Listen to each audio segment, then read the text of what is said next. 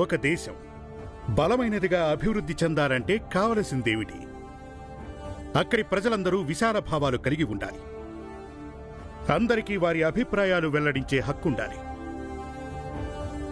విభిన్న మతాలు ఉన్నప్పుడే ప్రజాస్వామ్యపు మనుగడ సాగుతుంది.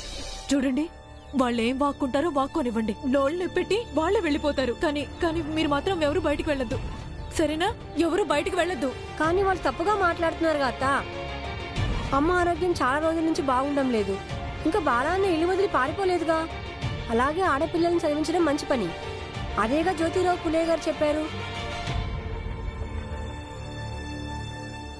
నాన్న ఏం చెప్పాడో వినలేదా నువ్వు?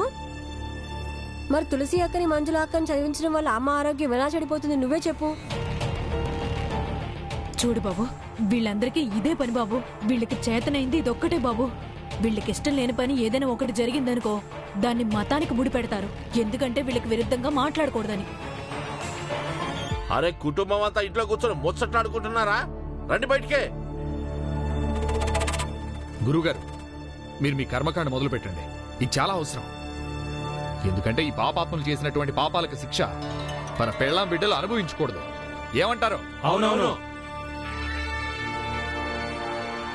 ఈ నిప్పుల్ని వీళ్ళ ఇంటి దర్వాజాకి సరిగ్గా నడిమధ్యలో పెట్టు.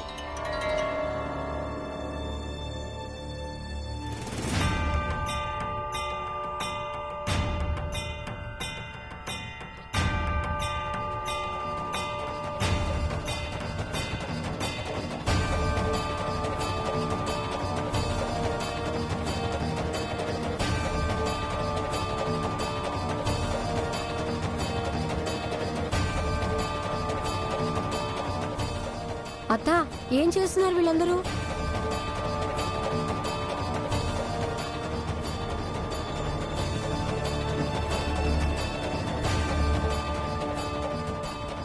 వీళ్ళందరూ కలిసి ఏదో కుట్ర చేస్తున్నారు. వీళ్ళంతకన్నా ఏం చేయగలరు? పూజకి చేతపళ్ళకి మధ్య తేడా కూడా తెలీదు వీళ్ళకి. రండి, లోపలికి రండి. పద.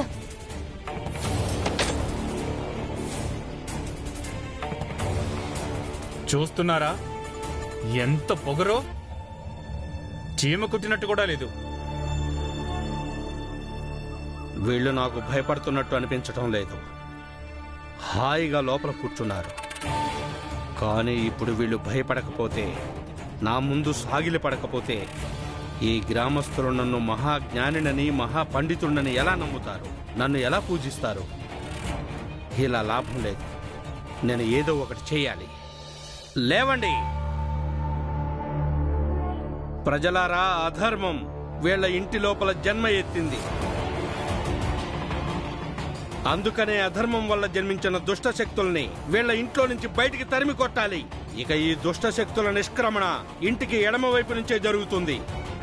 ఇప్పుడు దుష్ట శక్తుల్ని వెళ్ళగొట్టడానికి దారి చేయాల్సి ఉంటుంది. అందుకు వీళ్ళ ఇంటి ఎడమ భాగాన్ని పడగొట్టాలి. గురుగారు సరిగ్గా చెప్పారు. ఈ ఇంటి ఎడమ భాగాన్ని కూల్చేద్దాం.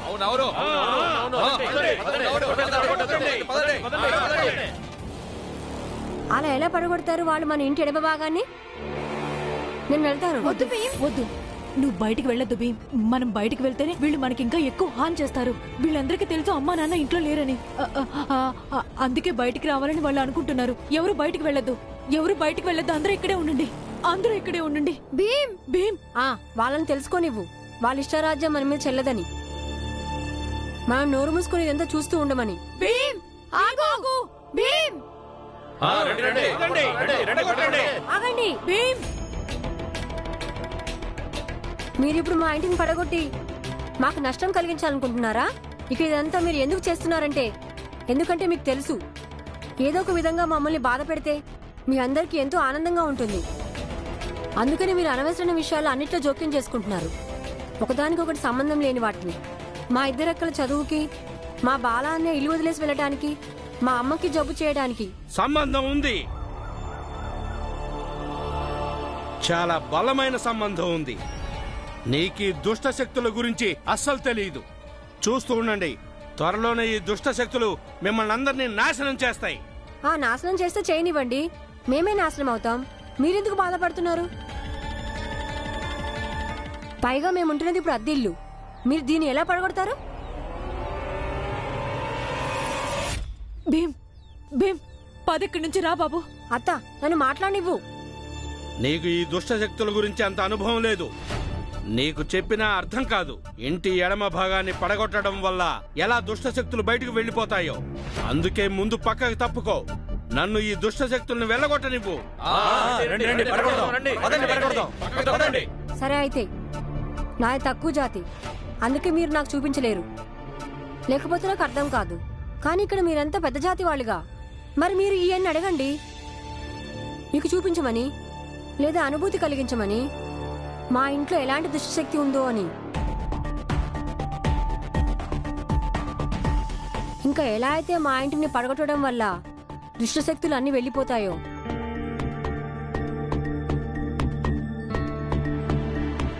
జ్ఞానుల మాటలు వినాల్సి ఉంటుంది.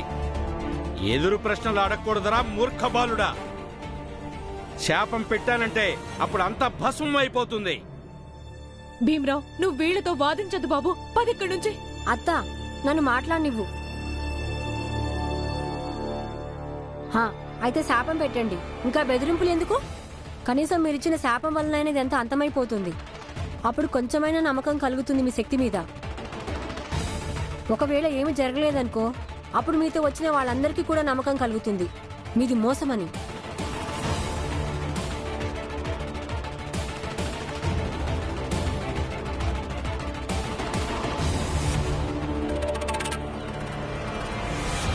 ఈ మంచి శక్తులు దుష్టశక్తులు అనేవి ఉండవు. జ్ఞానుల మాటలు వినకపోవటం మహాపాపం.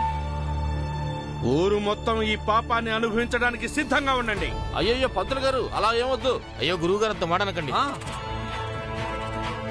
నేను ఇక్కడికి మీ అందరికీ మేలు చేద్దామని వచ్చాను. కానీ ఈ బాలుడు నన్ను అవమానిస్తున్నాడు. ఇప్పుడిక మిమ్మల్ని ఎవరూ కాపాడలేరు. వీళ్ళందరి పాపకర్మల ఫలాన్ని ఊరు మొత్తం అనుభవించాల్సి వస్తుంది. ఎందుకో?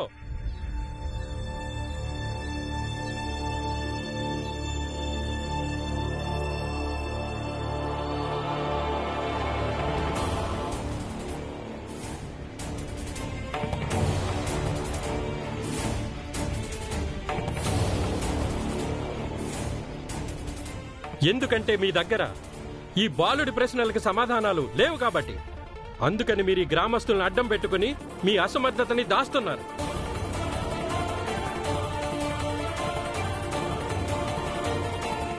ఇంకా ఎంతకాలం పాపకర్మల ఫలితం అని భయపెట్టుకుంటూ వీళ్ళందరినీ మభ్యపెడుతూ ఉంటారు? ఇంకా ఎంత దిగజారుతావు నువ్వు?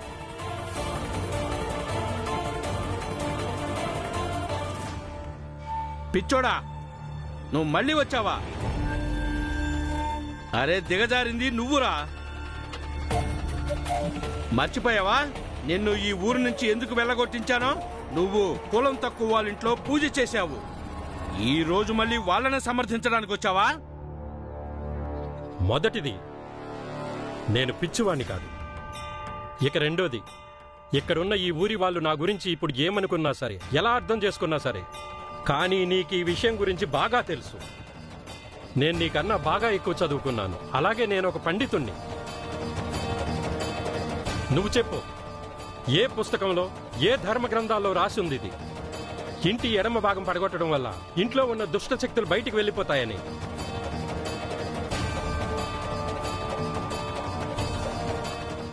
స్వామీజీ, చెప్పండి అతనికి. ఎక్కడో రాసుండొచ్చుగా, చెప్పండి. అతను ఏం చెప్తాడు నాకు? అది ఎక్కడా కూడా రాసలేదు.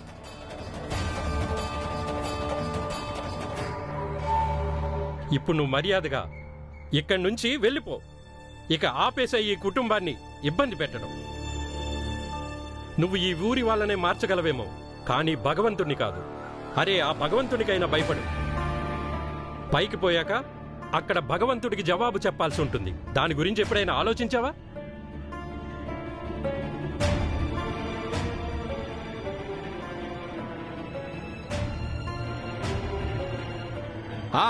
వెళ్తున్నాను. ఇక నుంచి ఈ ఊరికి ఎలాంటి ఆపద వచ్చినా నువ్వే కాపాడాలి. అరే, మీరు ఎక్కడికి వెళ్ళొద్దు గురుగారు. అరే, ఇతనేం కాపాడుతాడు మనల్ని ఆపదల నుంచి? ఇతనే స్వయంగా ధర్మభ్రష్టుడు. నిన్ను ఒక్కసారి ఊరి నుంచి వెళ్ళగొట్టాం కదా, మళ్ళీ ఏం కావాలి? ఈసారి నీ మొహానికి మసిపోయమంటావా? మీ ముఖాలు గుణరీత్యా నలుపు. మీరు ఇతరుల ముఖాల్ని నల్లగా చేసి ఆనందం పొందుతారు. సరే అయితే నువ్వు ఇక్కడే నిలబడు. ముందు ఈ గోడ పగలగొట్టి ఆ తర్వాత అందరం కలిసి నీ ముఖానికి మసి పూస్తాం. రండి పోదాం. పదండి. పదండి పదండి. అయ్యో ఆగండి.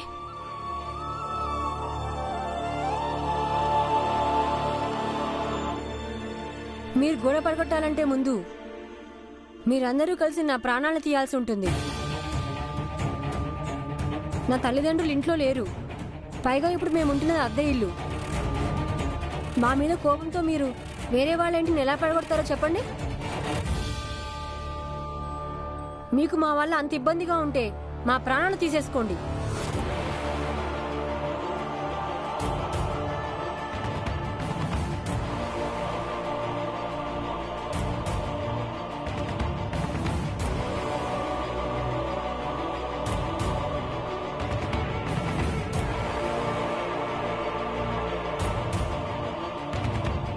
గ్రామస్తులారా, మీరు ఒకరి ముఖం ఒకరు ఎందుకు చూసుకుంటున్నారు? అందరూ వెళ్ళి ఆ ఇంటి గోడను పడగొట్టండి. ఇంకా ఆ పిల్లల్ని చంపేయండి. ఈ ఘనకార్యం చేసినందుకు నేను మీ అందరికీ పూలదండలు వేసి అభినందిస్తాను. ఈ శుభ సందర్భంలో పోలీస్ కెప్టెన్ గారిని ముఖ్య అతిథి రూపంలో ఆహ్వానిస్తాను.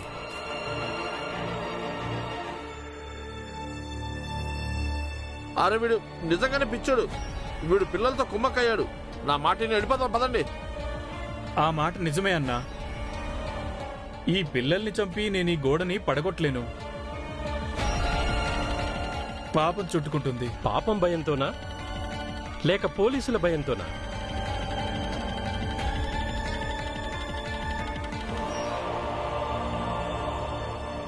పదండి.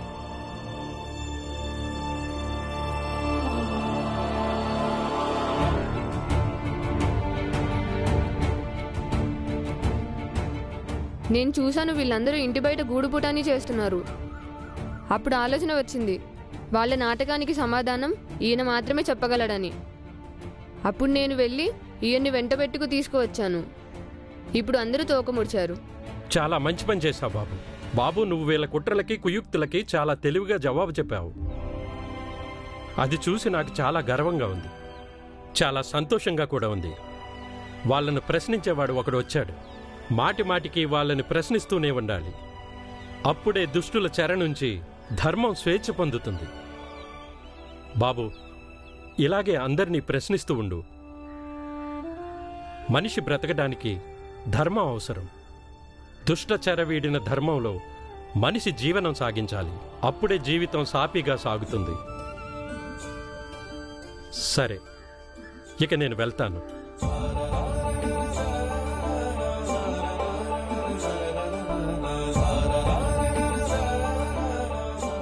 సరే భీమ్, నేను వెళ్తున్నాను.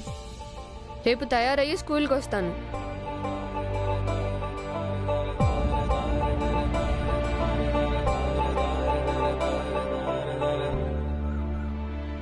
నేను తప్పక అడుగుతాను. ప్రతిదీ అడుగుతాను. ఎవరినైనా అడుగుతాను. నాన్న వచ్చేశారు.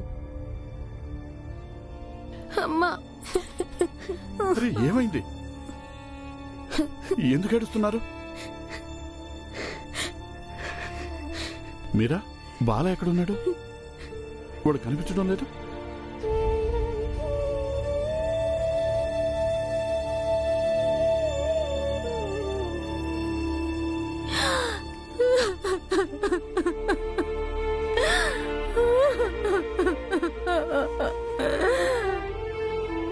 వదిన, ఏమైందో చెప్పు.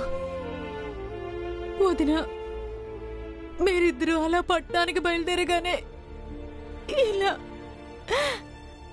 మన బాల ఇల్లు విడిచి వెళ్ళిపోయాడు.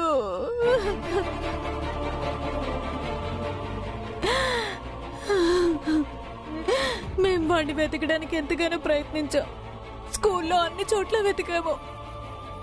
తర్వాత స్వర్ణకారుడి కొడుకు చెప్పాడు, బాల తనకి చీటీ ఇచ్చి వెళ్ళాడంట. ఆ చీటీలో రాసి ఉందంట వాడు. అత్త, బాలాయన నిజంగానే ఇల్లు వదిలేసి వెళ్ళిపోయాడు.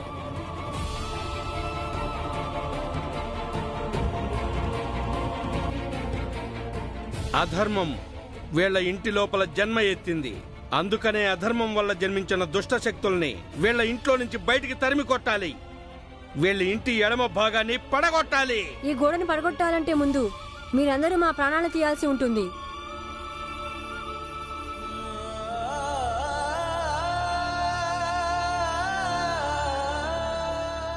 నాన్న, ఈ ఉత్తరం ఇచ్చాడు బాలా అన్నయ్య మన అందరి కోసం.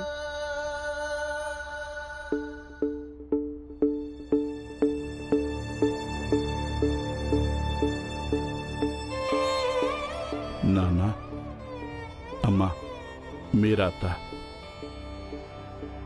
మీరు ముగ్గురు నన్ను క్షమించండి. ఎందుకంటే మీరు ముగ్గురు కోరుకున్నారు నేను చదువుకోవాలని. కానీ ఇప్పుడు నేను చదువుకోలేను. ఆనంద్, నేను భీమ్కి విద్యా ప్రయాణంలో తోడుగా ఉండలేను. కానీ నువ్వు ఉండాలి. భీమ్, నువ్వు నన్ను వెతకడానికి ప్రయత్నం చేయొద్దు. ఎందుకంటే నాకు తెలుసు, నువ్వు గనక గట్టిగా పట్టుబట్టి ఒక పని చేయడం మొదలు పెడితే దాన్ని తప్పకుండా సాధించి తీరుతా. నాకిష్టం లేదు నేను ఏ పని కోసం వెళ్తున్నానో అది అవ్వకుండా నువ్వు నన్ను వెతకడం.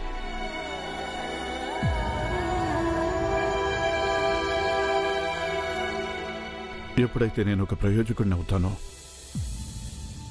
నాన్న సహా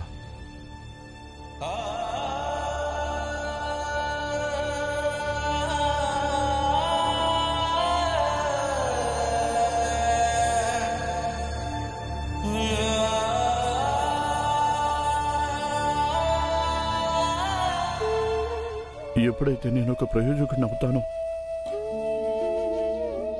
నాన్నకి సహాయపడగలుగుతాను, అప్పుడు నేనే తిరిగి వస్తాను. ఇక చివరిసారిగా నాన్న నన్ను నీ ఒట్టు నుంచి విముక్తుని చేయి. బాలా, సరే బాలా, నీ ఒట్టు నుంచి నిన్ను విముక్తుని చేస్తున్నాను. కానీ నాకు జీవితంతో ఈ విషయం ములులాగా గుచ్చుకుంటూనే ఉంటుంది. అందరికంటే నా పెద్ద కొడుకు చదువుకోలేకపోయాడని.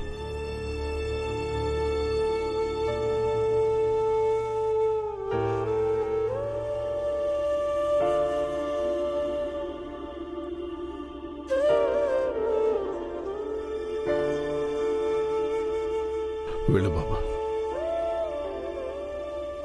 ఎక్కడున్నా సరే సంతోషంగా ఉంటా.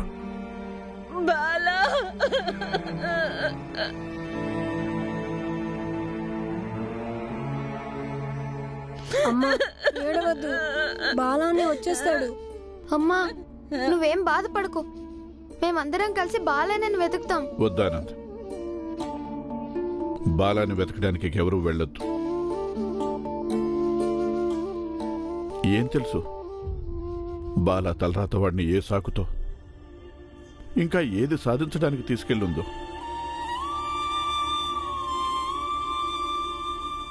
ఒక్కొక్కసారి పరిస్థితుల్ని దేవుడి మీద భారం వేసి వదిలేయడమే మంచిది. ఎందుకంటే విధి ఎప్పుడు మనిషికి చెడు మాత్రమే చేయదు, ఒక్కొక్కసారి మంచి కూడా చేస్తుంది.